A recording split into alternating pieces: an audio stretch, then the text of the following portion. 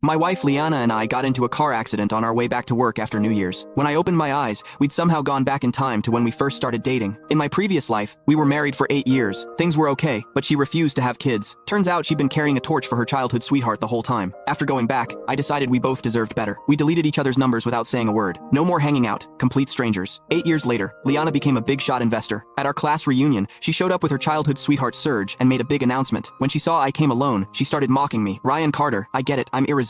You've loved me through 2 lifetimes and you still can't move on. But seriously, stop being so pathetic." I ignored her and took my son's hand. Her face went white. Her eyes turned red. "You said you'd only love me," she shouted. "How could you have a kid with someone else?" 8 years later, I ran into Liana again at our class reunion. I'd been pulling an all-nighter on case files and was dead tired. Didn't even bother changing, just showed up as I was. In the middle of the crowd, Liana and Serge stood there, holding hands, eating up all the attention. "Liana, you're amazing. You've only been overseas a few years and you're already a top investor. You're putting Apex City on the map." "No kidding. I heard rich people overseas are lined up just to have dinner with her, but she's totally booked. She makes hundreds of thousands just showing up places. That's more than most of us make in years." "Liana, I've got some extra money. Can you help an old friend out? Let me make a little profit too?" Someone else jumped in. "Liana, you and Serge look so good together. Are you guys getting engaged?" Liana blushed and looked at Serge all lovey-dovey. "Yeah, February 25th. Everyone started congratulating them. Then someone asked, 'Didn't you used to be crazy about Ryan? Do you guys still talk? Wasn't your first dance for him?' The second my name came up, Liana's smile disappeared. Her lips pressed into a thin line. Serge squeezed her hand tighter and said smoothly, 'We're getting engaged, so obviously she's moved on.' High school crushes are nothing compared to what we have." Everyone laughed and went back to kissing their butts, but I remembered that first dance. She'd worked so hard on it just to tell me she liked me. In my past life, Liana and I fell for each other right away. We had this crazy, intense relationship in school. She used to look at me like I hung the moon. "Ryan, look at me. Eyes don't lie. I really like you," she'd said. I believed her. I gave her everything. Turns out she'd been lying the whole time. I kept my face neutral as I walked in. Someone spotted me right away. "Ryan, you finally made it. You know you're late, right?" "Dude, this is a nice event. Why aren't you wearing a suit? You seriously couldn't dress up a little? Don't tell me you just got off work. Where are you working these days? We've got celebrities here. You should kiss up to them and see if they can hook you up with an easier job." Some people saw my plain clothes and couldn't help making fun of me. From the moment I walked in, Liana had been staring at me. I nodded at her. Just a simple hello. She looked surprised, something unreadable in her eyes. "Ryan, after all these years, you're still the same underachiever." Serge gave me a cold look and pulled Liana closer, like he was marking his territory. "Sure, he's struggling a bit, but let's not rub his face in it. We're all classmates here." He looked me up and down with disgust. "But seriously, why would you show up to a reunion looking like this? You're in your 30s. You should know better. Appearance matters. What woman would want a guy who can't even clean himself up? I've got an extra suit in my car. Why don't you wear it so you look halfway decent?" Everyone burst out laughing. The difference between us was obvious. He wore gold-rimmed glasses and a custom suit. His hair was perfect, and everything about him screamed money. Me? I just finished working through a mountain of files and hadn't slept in almost 24 hours. I looked like crap. My clothes were cheap, no-name casual wear. Obviously, I couldn't compete. "Thanks, but I'm good," I said politely, then headed for the food. After pulling an all-nighter, I was starving. While I was eating, Liana walked over and handed me a check for $20,000. Click the link in my bio to get the full story for free.